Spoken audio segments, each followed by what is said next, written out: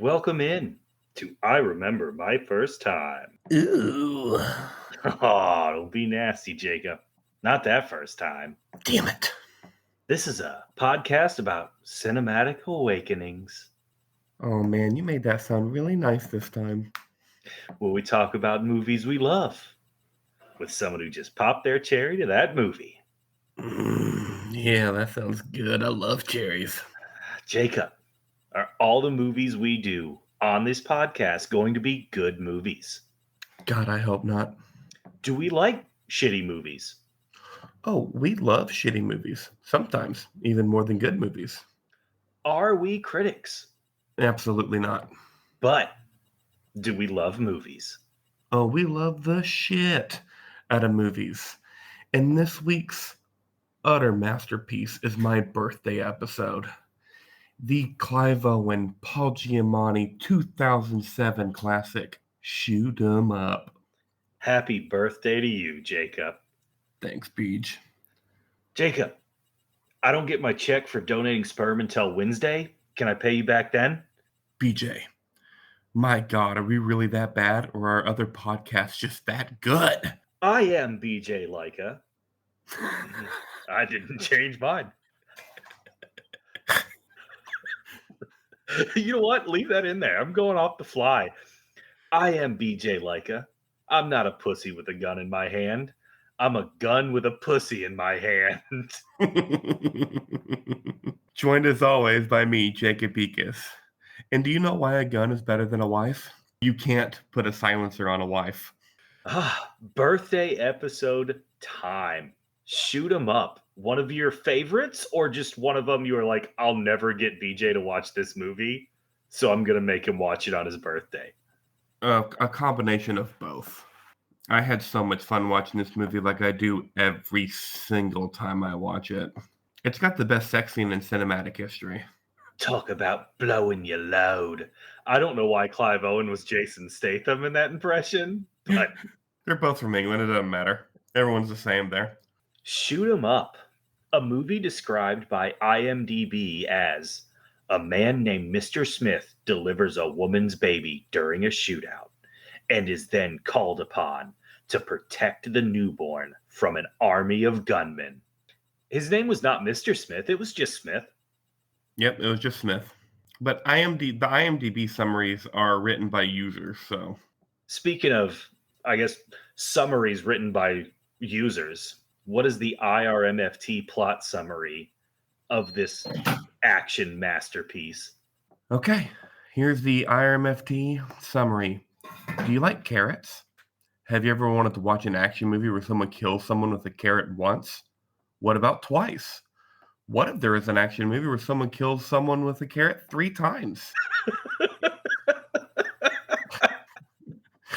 If your answer is yes to those questions, or if you've never had the thought of those questions, but now you're thinking, fuck yeah, that would be awesome, then this movie's for you. And that's all I have to say about the summary of this movie. It's called Shoot 'em Up. It's literally exactly what you would expect. Yep. 6.6 out of 10 on IMDb, this movie is rated, with a 67% Rotten Tomatoes score Too low. and a 49% Metacritic score. That's about right for the critics. Speaking of critics, I'm so glad we have Raj back. Oh, he hated this movie. Are you ready for this? Are you holding on to your butt? I'm so ready. 3.5 out of 4 stars. Get fucked, really? I had to check it 3 times to make sure. He gave this movie a 9 out of 10? 3.5 out of 4 stars. Awesome. These are those times where I really, really like Raj, because the thing that upsets me about Raj is he'll watch a movie Die Hard a 1. Yeah, or he'll watch something like Scooby-Doo, knowing that it's supposed to be stupid and a live-action cartoon, and be like, "Just didn't do what it needed to do. It sucked." And I'm just like, "What?" But then he'll watch something like this, where he knows it's supposed to be ridiculous, and fucking love it because he went into it knowing it's supposed to be ridiculous. Let's hear it. I don't need to do a lot of research to be confident in stating that never before have I seen a movie open with a hero delivering a baby during a gun battle, severing the umbilical cord with a gunshot, and then killing a villain by penetrating his brain with a raw carrot. Yes, a carrot will do that in this movie. There's more. Shoot 'em up will become, I suspect, some kind of legend in the murky depths of extreme action. What elevates it from the depraved to the deserving is a sense of style, a sense of warped humor, and the acting. I threw this line in here just because I thought it was funny. The plot, parentheses, two words that should be followed by a hollow laugh, end parentheses. Finishing the review with, man, am I going to get mail from people who hate this picture. I'll fall back on my stock defense.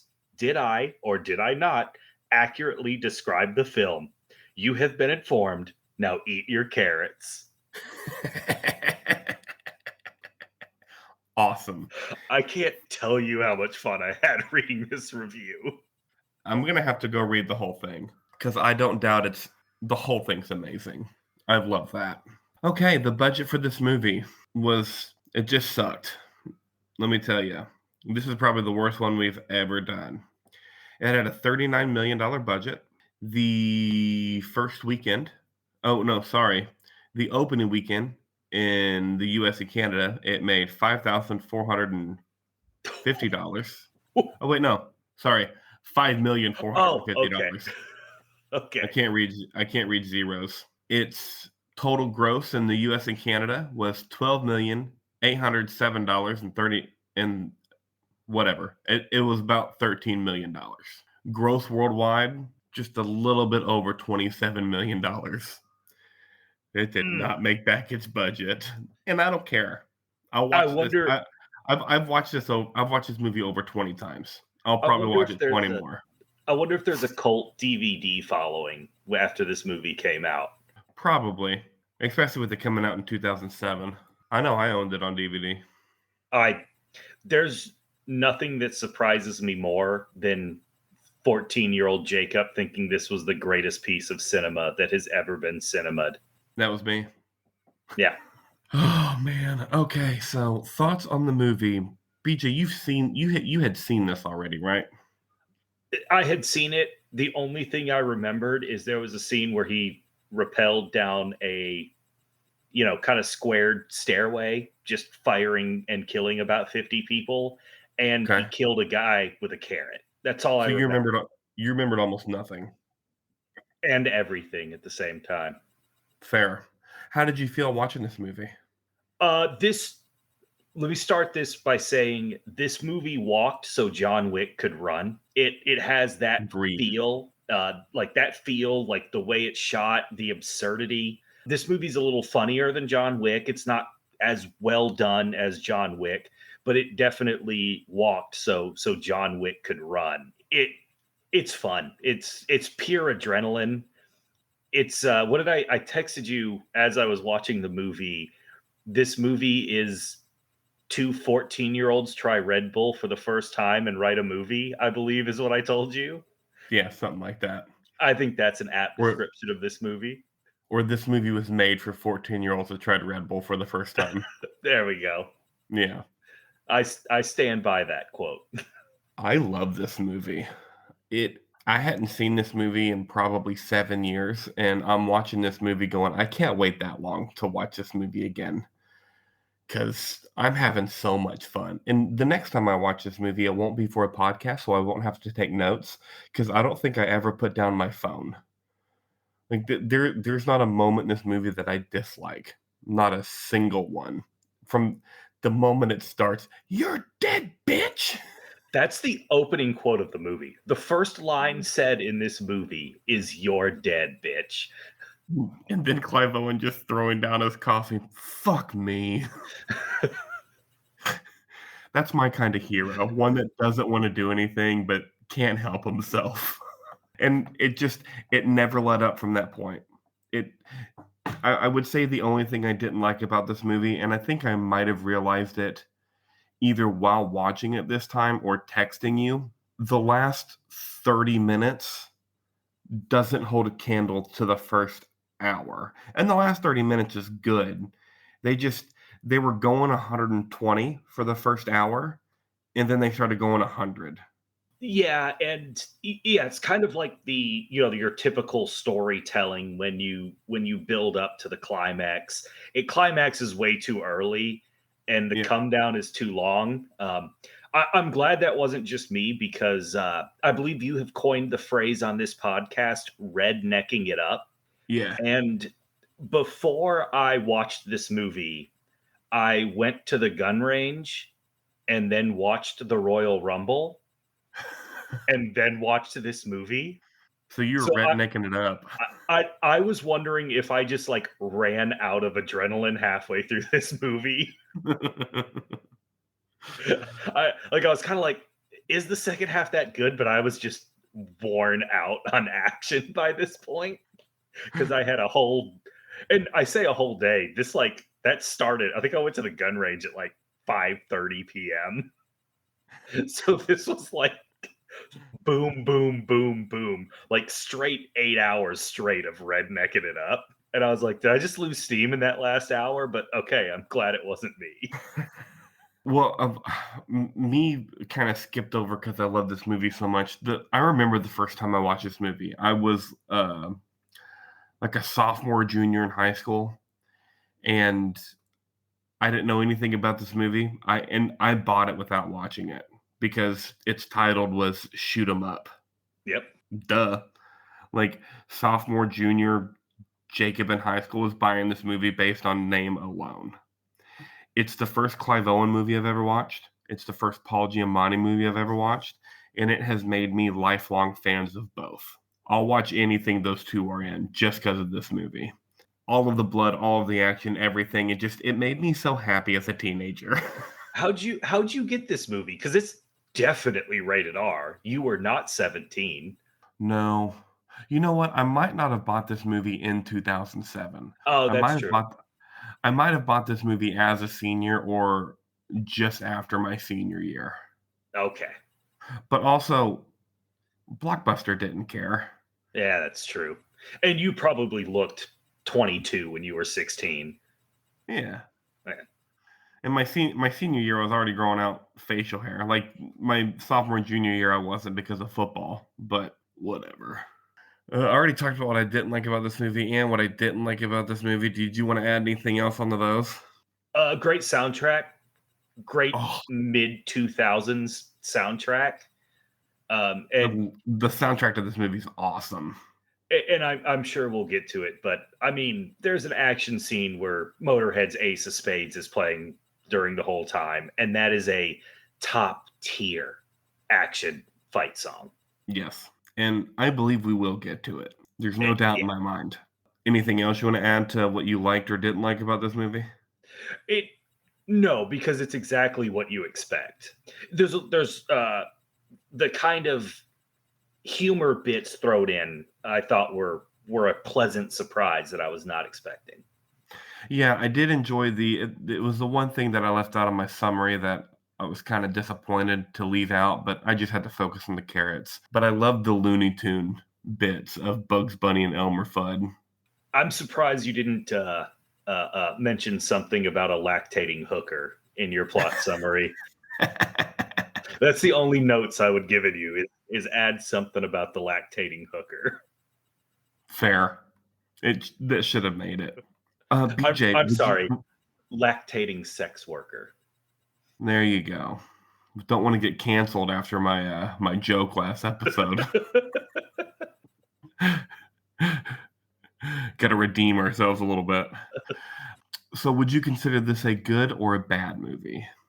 um, I'll go good because it gave us John Wick. Okay, this is a great movie by me. It it has to be, but also to be very real about it, it is a really good bad movie. Yeah, But you're right. This movie walks so John Wick could run. I believe that with all of my heart. Yeah. And because this movie walked, we got 3 John Wick movies, a John Wick TV show, possibly a 4th John Wick movie. Thank you, shoot 'em up. I kind of like the John Wick TV show. I haven't watched it yet, but I'm sure it's incredible. I mean, how could it not be? It's a John Wick universe. It's it's much grittier and not near the action of John Wick, but it's an Amazon Prime TV show. How much money were they going to put in for the action, right? But Exactly. there's still a lot, just not John Wick movie level. I would imagine the action in it is similar to Reacher. Yes, yeah. Also, this podcast is big fans of the TV show Reacher. If you have not watched it yet and you like good action, throw Reacher on. It's incredible. And if you like shitty books, read the books because they're incredible. Yeah, just the next time you're on a 3-hour flight, pick up a Reacher book. Yeah, you can finish a Reacher book in about 4 hours. Yeah. All right, BJ. We're getting deep. How deep? You know exactly how deep. We're going balls deep into a movie called Shoot 'Em Up, where a guy goes talk about blowing your load. He was balls deep in that scene. The entire time. He killed 8 people while being balls deep. Talk about not pulling out. So I'm going to go out on a limb here and say that we have the same Mount Rushmore scenes, because reviewing my Mount Rushmore, I was like, it has to be these 4 scenes. And so knowing how I feel about this movie, I'm betting we have the same Mount Rushmore. So whatever order you have your Mount Rushmore in, I'm going to copycat that order, and we're just going to talk about these 4 scenes, because if for some reason we don't have the same top 4, whatever. And then after we talk about our top 4, I have a ton of other notes about all the other honorable mentions, which is the rest of the movie. Yeah, so this is a pretty true Rushmore for me. Okay. So for transition purposes alone, um, let's do the balls deep killing spree. Perfect. Paul's I, deep killing spree. Or is that's one title of it. The title I believe you have in your notes was Orgasm Gunfight. I could have all day just come up naming this scene. Balls deep killing spree is awesome. And you said balls deep on the podcast again. I've said it twice already in this podcast. But it's hard not to when you have a sex scene killing spree. You have to say balls deep. Yeah, and I know that if you haven't seen this movie, you're like, are these guys having a stroke? What are they talking about? We are talking about Clive Owen and Monica Bellucci having a full penetrative sex scene where his penis does not leave her vagina as he kills 8 people, and she is into it. They both have an incredible orgasm after he clears the room. If you are a believer in order to orgasm, you need to keep ramping it up and ramping it up. This poor woman will never orgasm again after that. No. This is the best you've ever had. It can't get. You can't raise the stakes on this. This is such a stupid scene. And it's awesome at the same time.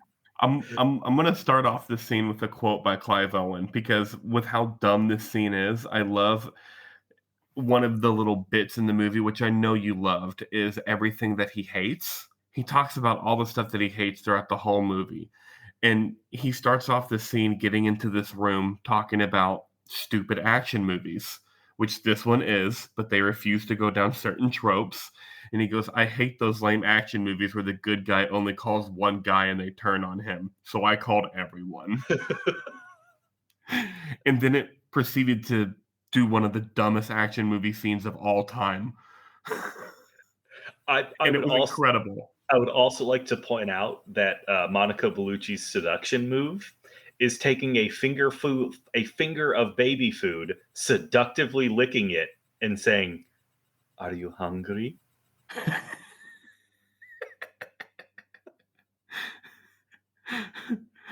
It also starts off with, I imagine how all rednecks teach their kids about guns. Just as an infant. This is the business end. But remember, this is your number one safety. We have both been told that in our lives, haven't we? 100%. I believe, and this is a audio medium, so I will describe it. It was the finger up and down, this, and then the point to your head, and this are the number one safety features. Mm-hmm. Mm-hmm. And yeah, the licking the baby food, are you hungry? And then they have sex, and like we've already reiterated, he never pulls out and he kills everyone. And what does he say after he kills the last person again, BJ? Talk about blowing your load. I believe I told you that this had the greatest sex scene in movie history. And did you believe me when I said that? It's certainly the most entertaining.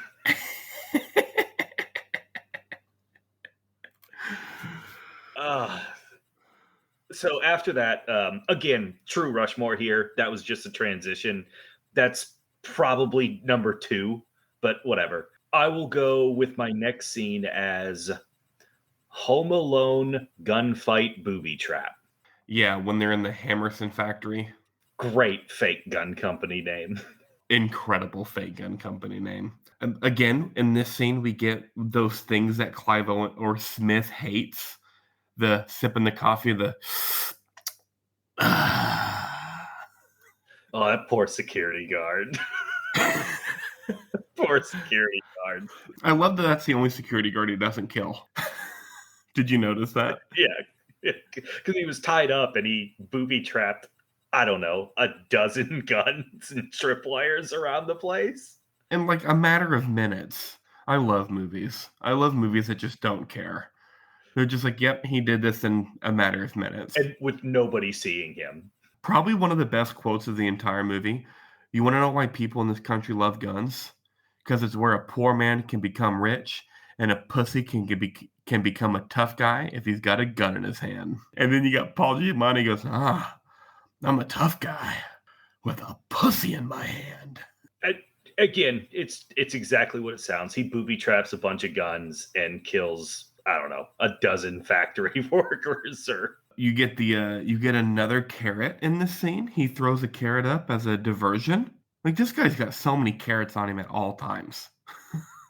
Yeah, you saw his apartment. He's just growing hydroponically grown carrots. Yeah.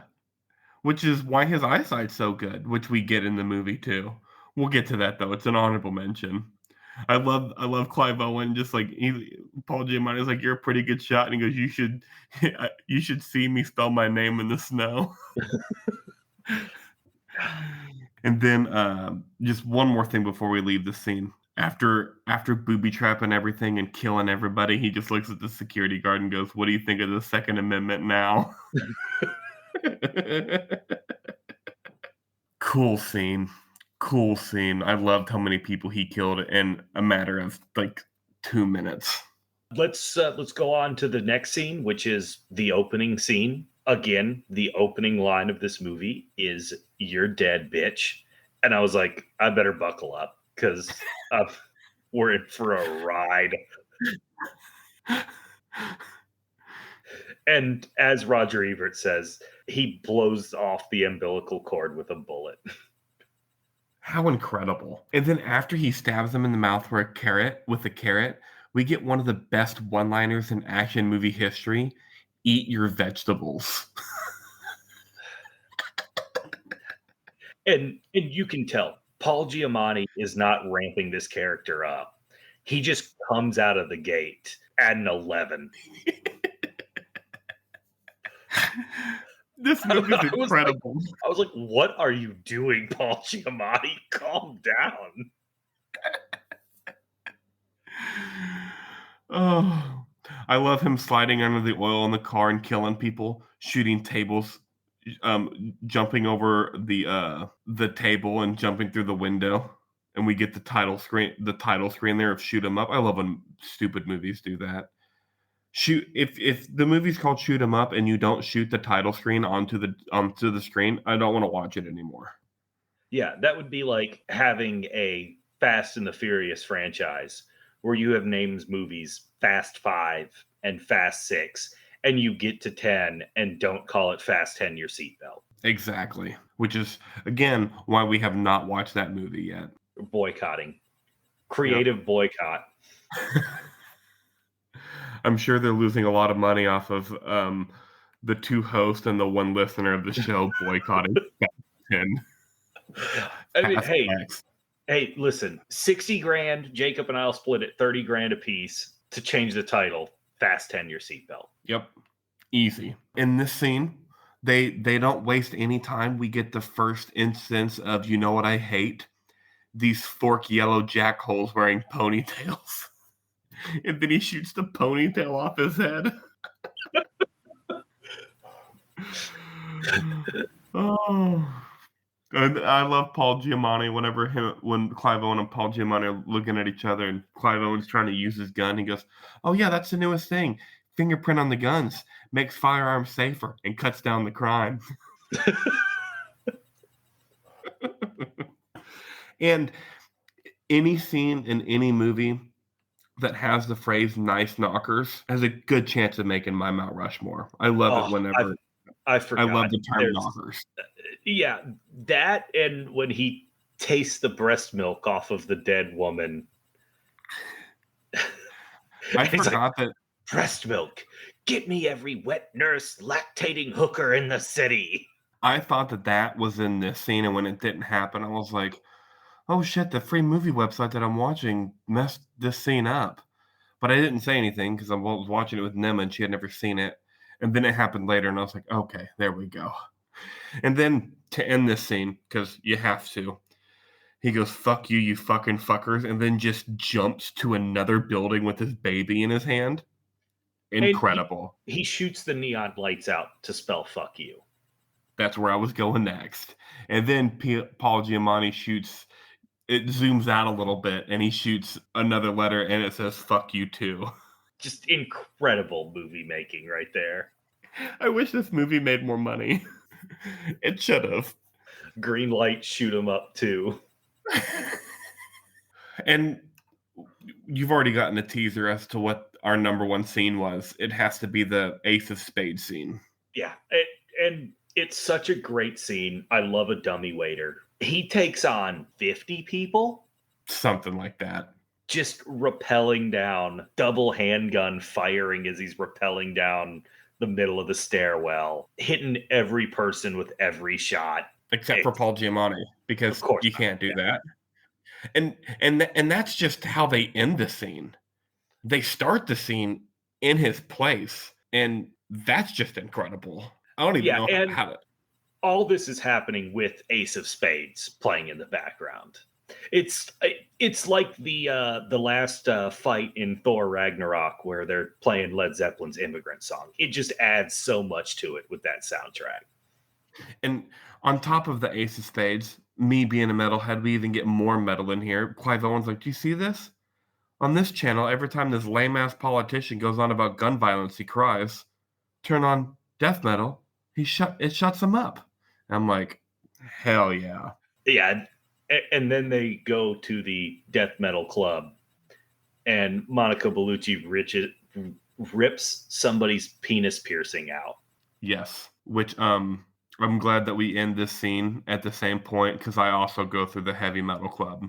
I love Paul Giamatti putting the newspaper of shit on his henchman's face. Was the guy in the club? I referred to him as fake Marilyn Manson. That's about right. Was that okay? It wasn't actually Marilyn Manson, right? No. This is also the first time. No. Yeah. The first time that Clive Owen eats a carrot to instantly see better. Such a dumb bit. And then this is where we get the carrot stab to the eye. The carrot stab to the eye is the first carrot death I thought happened too. That's how long it had been since I've seen this movie. And I've seen this movie like 15 or 20 times. But carrot straight to the eye hole. Incredible. Before we leave the scene, One other quote that's just incredible is Paul Giamatti. The leader who stays in the rear takes it in the rear. Besides, violence is one of the most fun things to watch. And with how much I love this movie, I'm gonna have to agree. So you've got honorable mentions, I'm assuming. Oh yes. Just to go through them real quick, the short bathroom scene. I love him turning the lights off with the carrot and heating up the gun with the air dryer. Boy, those air Dude, dryers back then must have been super hot. no kidding. I love the park scene when he just leaves the baby on the merry-go-round and Paul Giamatti just shoots that lady in the stomach. And then he just shoots the merry-go-round Over around. and over and over again. And this is the first time in the movie, and I remember thinking this the first time I watched this movie. I was just like, how many carrots does this guy have? He's growing them. But you don't know that at this point in the movie. Oh, that's true. At this point in the movie, you have no idea. I'm just like, what the fuck? And of course, you get the I've never seen it, but you get Paul Giamatti saying "fuck me sideways," and "Sideways" was the movie that put Paul Giamatti on the map. Love that bit. When's the Sideways podcast? Whenever. I've never seen it, so It's about wine. I love wine. The nun whorehouse is a great. Dude, that got me. It got me. When she turned around and was wearing nothing but a G-string from the waist down. It got me. What can I say? I love him walking into her room and she's like, "Wait your turn, Smith. There's plenty to go around." And his response was, "Not for me, thanks. I'm lactose intolerant."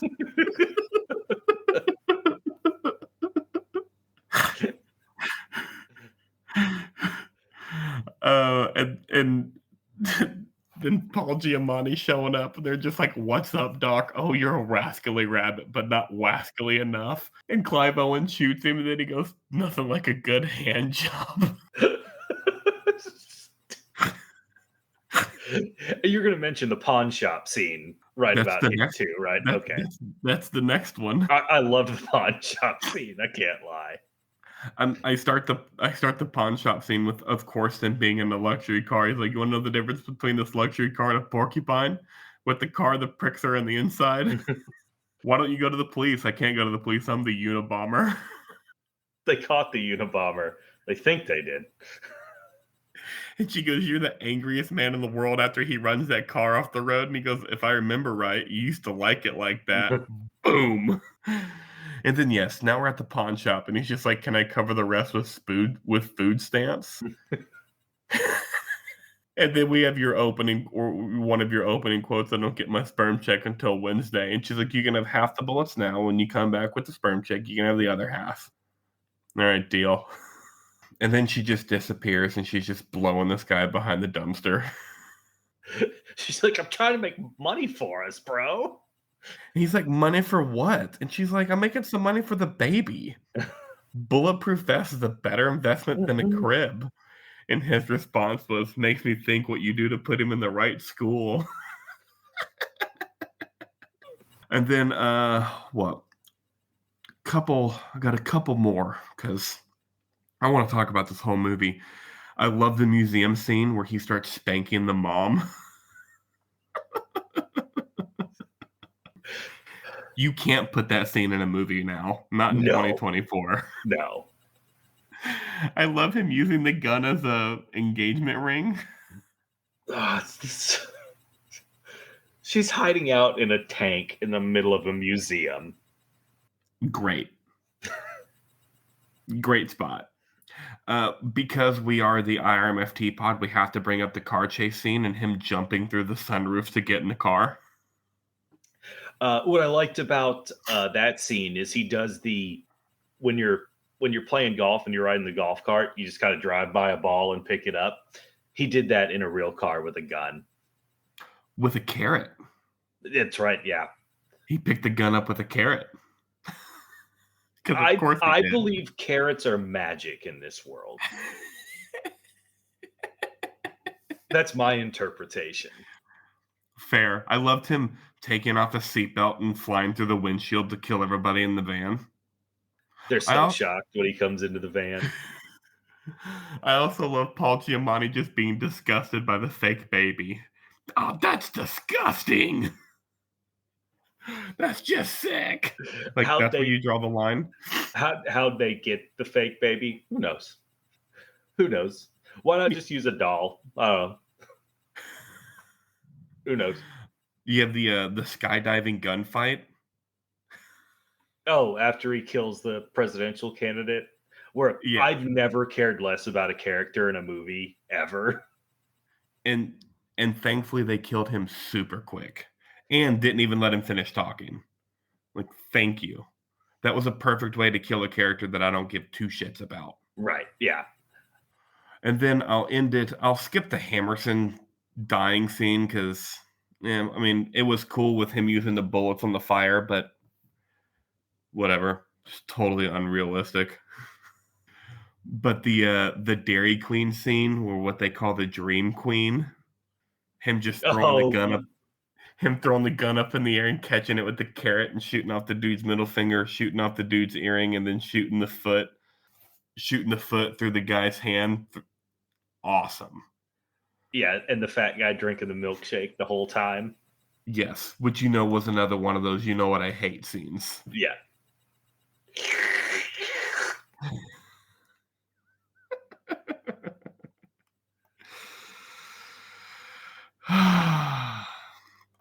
God, this movie's incredible. I could keep going, but let's move on to movie related talk. Do we have Uh, one for this movie? nah. Unless you want to talk about something. No, I'm okay. This movie is what it is. There's nothing that interesting. Uh, I guess it was kind of in because this came out about this. Is Crank the reason this movie isn't more popular? Yes. Crank came out in 2006. Okay, because it's very Crank adjacent. Yes. And then Crank 2 came out in 2009. So that might be the reason for the lack of pop. Is maybe it Crank kind of took its place. Yep. I hope they make a Crank 3. That'd be cool. Me just seeing this random stuff on the internet now that I've clicked on Crank. But yeah, you're probably right. Crank is probably the reason that this movie just continued to walk instead of started to jog. Okay. You want to break down any characters? I think we broke them down in the Mount Rushmore scenes. Yeah, there's only three really. Yeah. And they're all pretty awesome. All right, here's my movie trivia. Um, Production was delayed by several years following the Columbine High School mass shooting. Just wanted to, Okay, I I can wanted see to, that. yeah, I wanted to start heavy and get that out of the way quick. They didn't want to glorify gun violence. Yep, because it's definitely not what this movie was doing either. But you put that out after the Columbine High School shooting, and it seems that way. Hertz's joke, "Why is a gun better than a wife? Because you can put a silencer on a gun," was lifted by Michael Davis from an NRA website with a jokes section.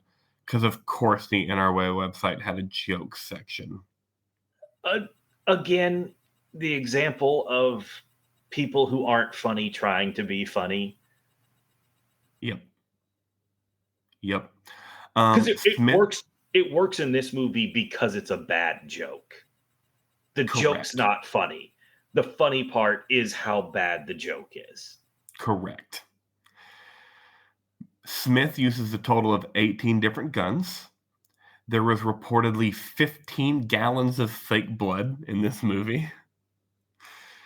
The budget for squibs, so fake bullets, was about $70,000. God, On average you can get 50 squibs for $1,000. God. Over 200 different guns were used in the film, some of which were created specifically for the film. One of the rules that Michael Davis observed was that there would be no explosions. Every scene had to be gun centric. Yeah, the movie's called Shoot 'em Up, not Blow 'em Up. Yep. The body count is 151. This sounds about right. Being an action movie that, in a way, spoofs action movies, Smith steals a BMW Series 7, which is used in a lot of action movies after he meets with Donna Quintano. Oh, Not that's her only has name? Yeah, I think so. Not only has the car appeared in a lot of action movies, but it is even used as a joke about light signals not being used to change lanes. Oh, I didn't realize those are the same two cars. But of course they are. Yeah, the two cars where the person driving doesn't give a fuck about anything other than themselves, and it makes them terrible drivers. Really, any BMW and the Lexus RX sedan, worst drivers on the road. Not even close. Yeah. Oh, also, Donna Quintano is her character name. Oh, yeah, I know it's Monica Bellucci, but Oh, okay. I didn't know anybody had names in this movie. Fair. Baby Oliver was cast before he was even born. The producers chose a woman who was pregnant with twin boys who would deliver about the time filming began, so the baby would genuinely be a newborn baby, as his character is. The actress who gets spanked by Mr. Smith because he sees her spanking her child was very excited about the prospect of being spanked by Clive Owen. No doubt. When writer-director Michael Davis found his original concept was being continually passed over by the movie studios, he put together a 17-minute reel of animated footage consisting of 17,000 lines of drawings with the title card, "This is John Woo's Wet Dream."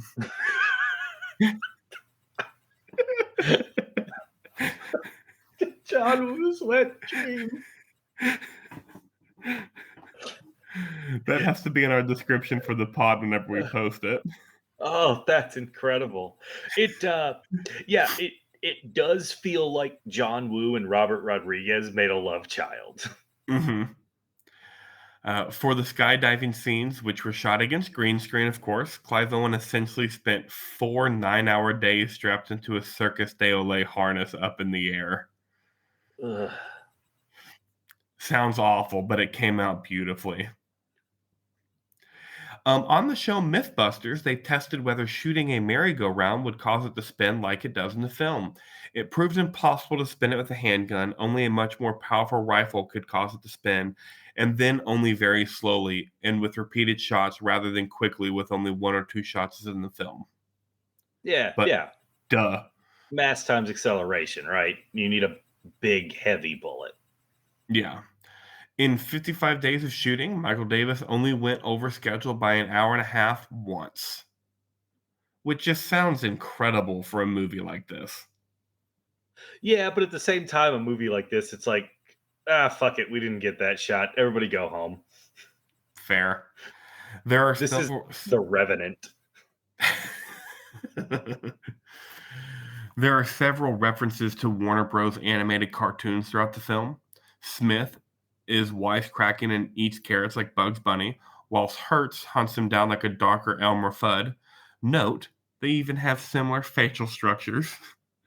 Also, Hertz's cell phone plays Richard Wagner's Ride of the Valkyries, which was parodied in the cartoon What's Opera Doc as Kill the Wabbit.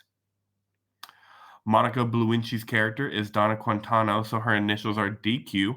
When she leaves with the baby, Smith tells her not to tell him where she'll get off the bus. He tracks her down to a Dream Queen, a stand-in for Dairy Queen or DQ fast food chain, as well as a play on her character being a specialized lactating prostitute.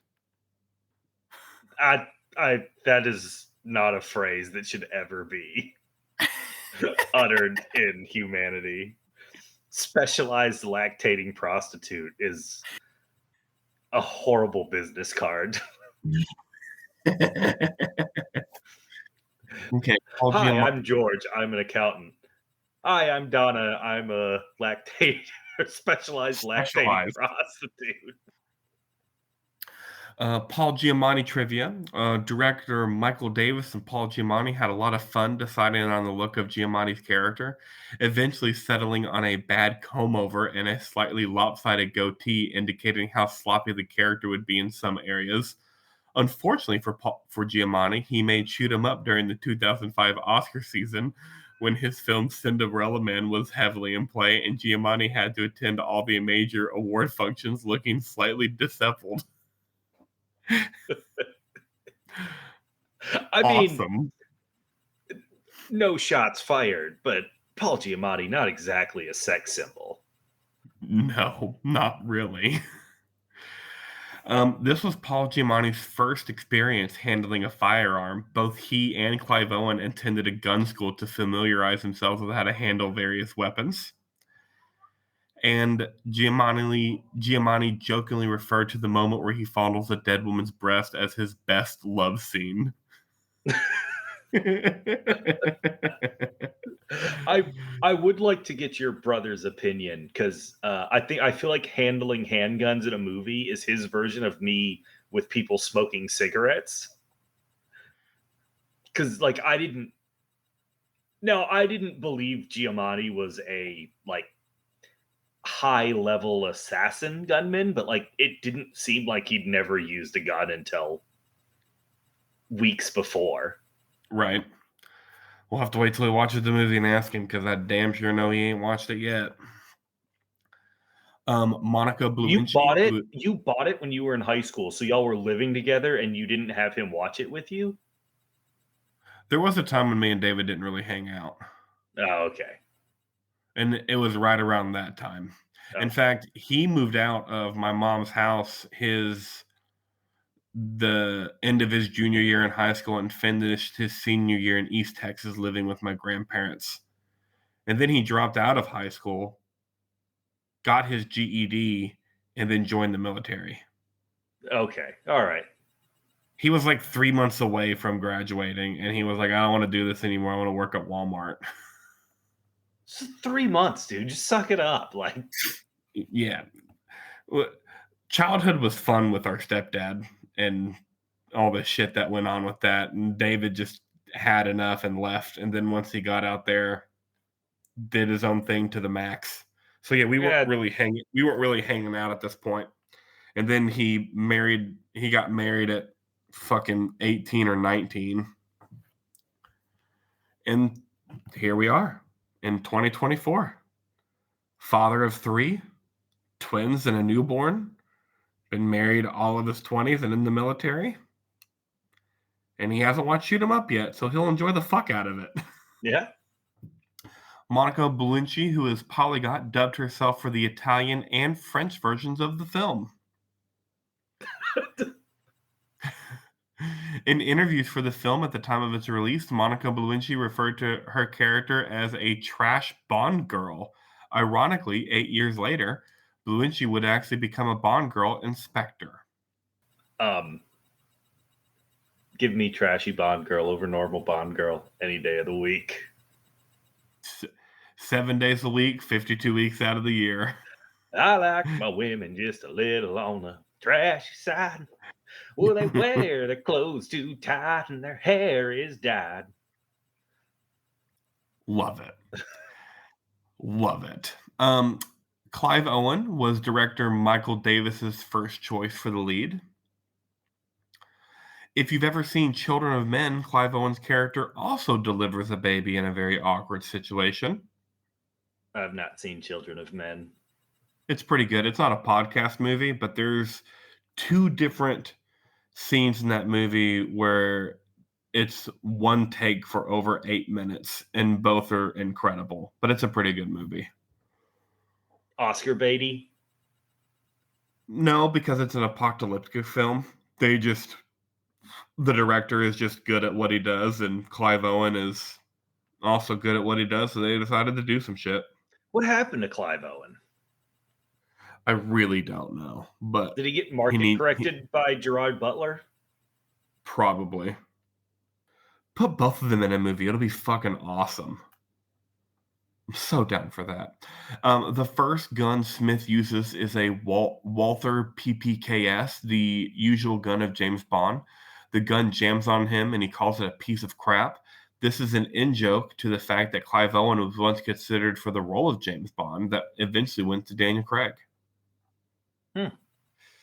It was determined fairly early that Clive Owen should play his role with his standard British accent, as it seemed to make the sarcastic character much cooler.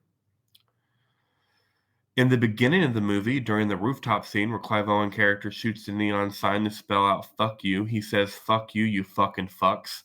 That line is taken from the lyrics of the strapping young lad song "You Suck." The band later appears in a music video on a television. I like how this trivia says on a television and not on TV or on television. But whatever. Because it was in The the scene. movie it was on a television in the movie. Oh, I gotcha. The scene where Clive Owen's character explains the working parts of the gun to the baby was written by Clive Owen himself. Yeah, he just took the handgun safety course. It was easy. And then because I have way too much fun with these stupid bits of trivia, this movie has the Italian censorship visa number 101653 delivered on April 9th, 2008. That's it. They That's had to all. wait a year. The Italians had They to did. wait a year. That's my trivia. You ready for impersonations? What are the impersonations? It's going to be dealer's choice. You can do Clive Owen, Monica Bellucci, or Paul Giamatti. Okay. And I'm going to have some fun this one because I clearly can't do Clive Owen because it just turns into Jason Statham. So it's a via, a donna. I'm a specialized lactating prostitute. Come here, Smith. Look at my mommy milkers. Ooh la la.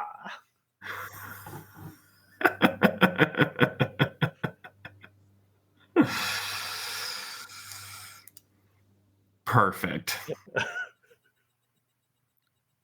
Perfect.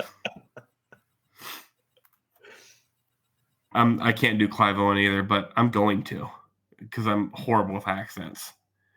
You know what I hate? I hate two amateur little fucks doing a podcast. Shit will never get picking up. They'll never make any fucking money, and they're just gonna waste all their fucking time talking about shit fucking movies. You know what I hate? Not coming up with something for an impersonation.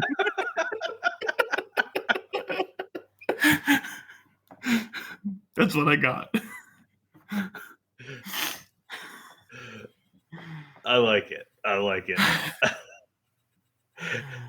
That was maybe some of the worst impressions we've done, but also some of the best at the same time, which is perfect for this movie.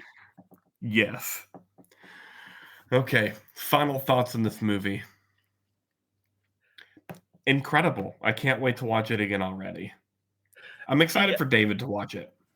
this is a movie where you could give it a 10 or you could give it a 3, and I'd be like, you're right. Agreed. With that being said, I think as fun as this movie was, as in on the joke as it was, even though that the second half I kind of lost interest in the second half. I think this is about a 7.2. So a pretty good little movie. BJ, you know what my rating of this movie is. Is it a straight up 10? It's a straight up 10 out of 10, baby. I don't think there's any way you ever catch up to the number of 10 out of 10s I have on this podcast. But if somebody told you to, they're like, dude, this movie's a 3, you'd be like, that's fair. Yeah, 100%. Like, I get why you would rate it that. Did you at least enjoy yourself? If someone told me they watched this and didn't enjoy themselves, I'd be like, you're a liar or you're an idiot. Or why did you watch a movie called Shoot 'Em Up? Yeah, like you knew what you were getting into. Yeah, this movie wasn't called Bridges Over Brooklyn. Yeah. It's called Shoot 'Em Up. Exactly. You know what you're getting into. Should they remake this? I'm just gonna say that I'm down for John Woo's Wet Dream any day of the week. Like, how is that not on the poster? Right. Shoot 'em up with Clive Owen and Paul Giamatti. A John Woo wet dream. I tell you what, it'll be on our poster whenever we post it on social media.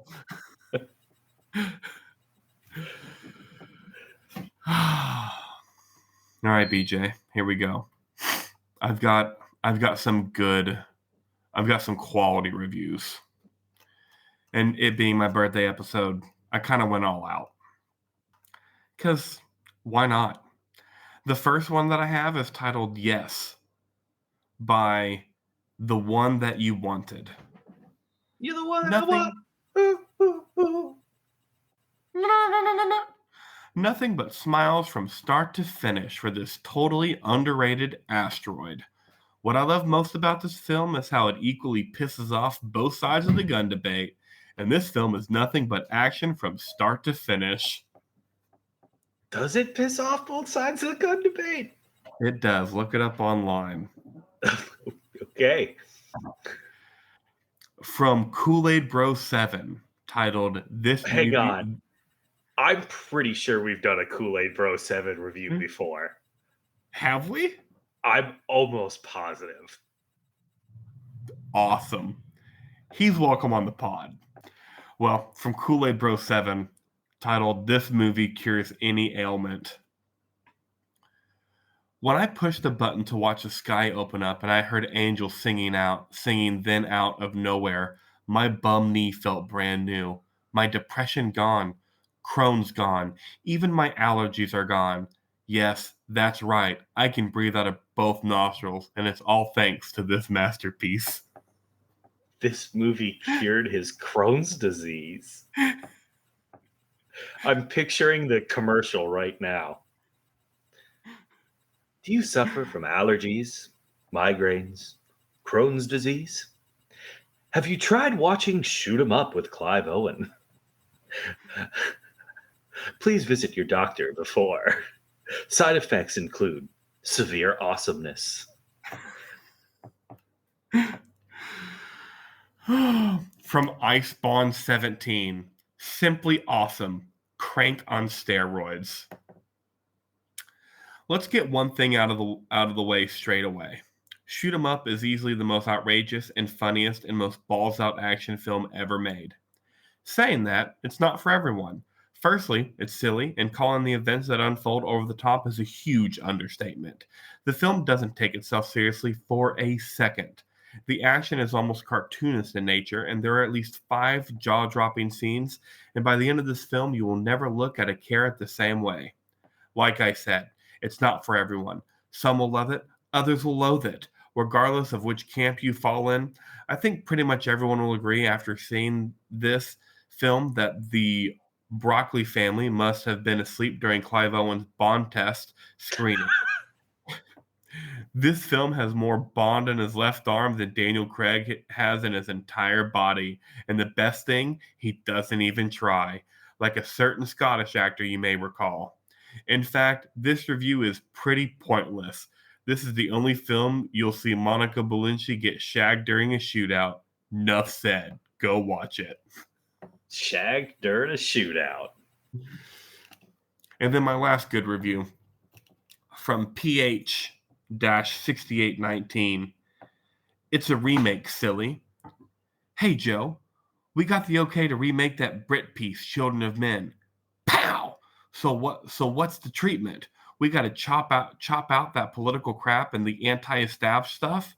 Yeah. And remove the strong bitch. Leave the pregnant one and a baby. How about some tit? Foreign tit? Maybe that one from Matrix. She was hot. Make her a whore. She can show some. Whore just lost her baby. Ha ha. That's good. That's good. We cut the car chase and the sloppy ending. Too sophisticated. All that drama. Stretch the shooting scene from first to last frame. Replace the soldiers with corrupt feds and arms dealers. The hero should be like the best shot ever. but vegetarian. That's so today, right? Yeah, carrots and lots of guns.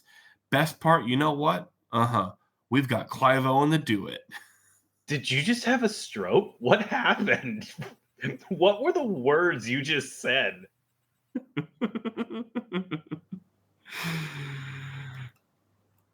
Okay, here's my bad reviews. From Ebitz's 12, Small-Minded Entertainment.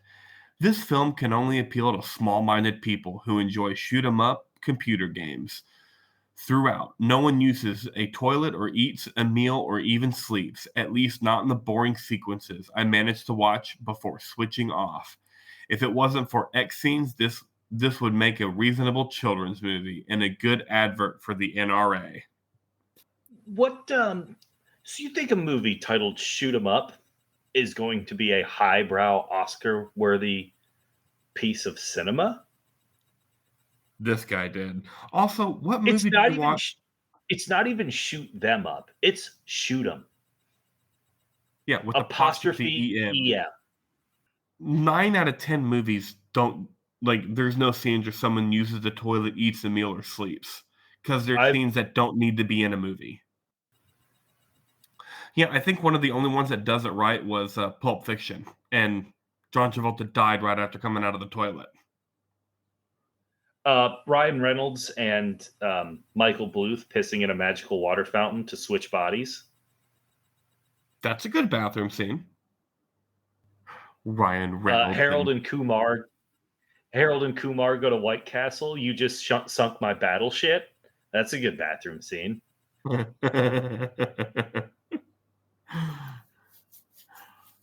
So there are good bathroom scenes that this guy can watch. Fucking loser. All right, next one. Worst film ever made. It's in the running by MJS.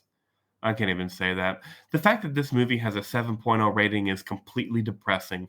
It's awful, beginning to end, so unspeakably bad that my mouth was agape every awful minute. It was stupid, it was witless, it was poorly acted, it was loud, obvious, and idiotic.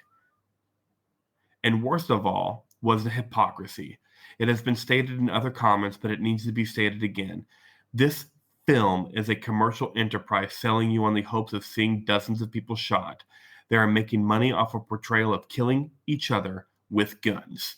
And then they had the audacity to make the theme of their idiotic movie about gun control. Are you kidding me?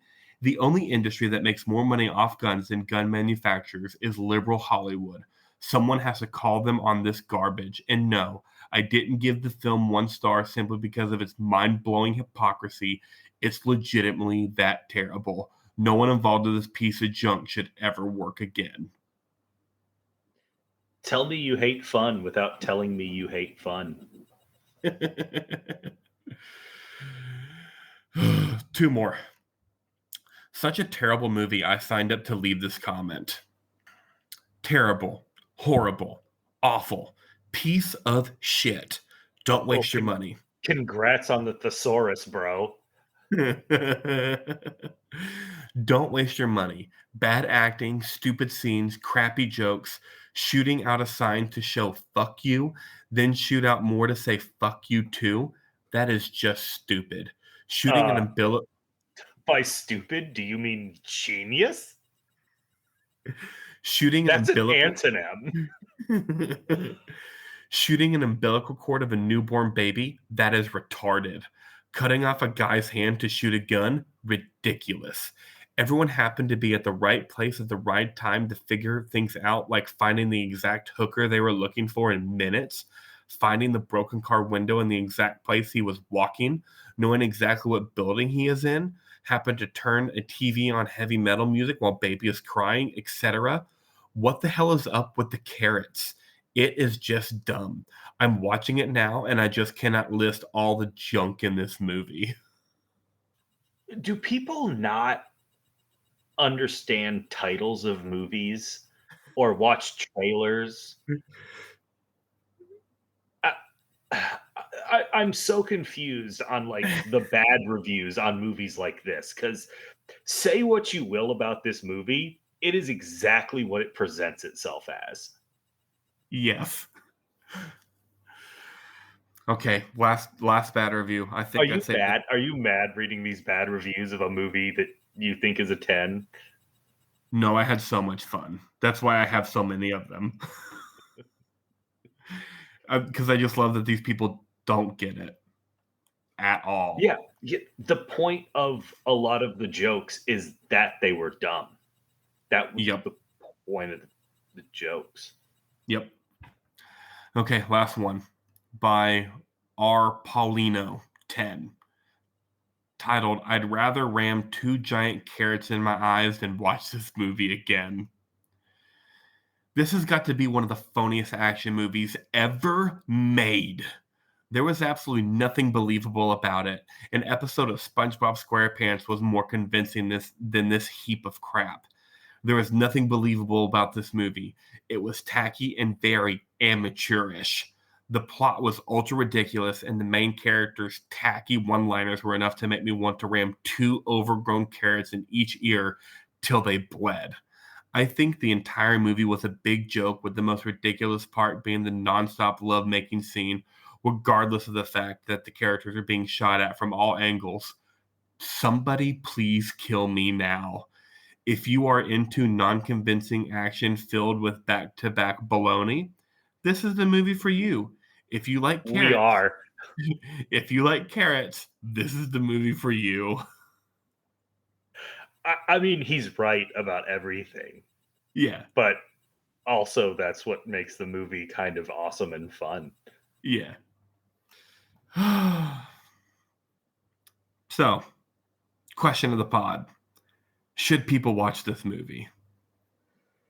Yeah, if you like ridiculous action followed by baloney, yeah. And if you like carrots, I think my summary did it best. If you have ever wanted to see someone die by a carrot once, even twice, even 3 times, you should watch this movie. Look, if Raj recommends it, go see it.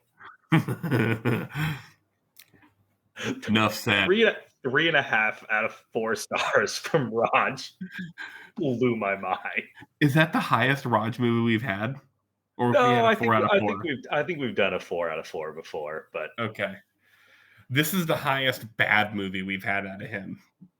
yeah, I just can't believe the guy that gave Die Hard 1 or 1.5, whatever. Watch this is like 3.5, baby.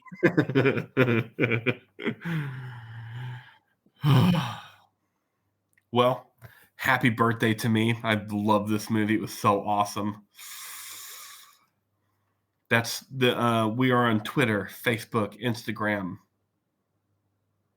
other stuff we don't use, Reddit, email. I think we even have a TikTok that has 0 post on it.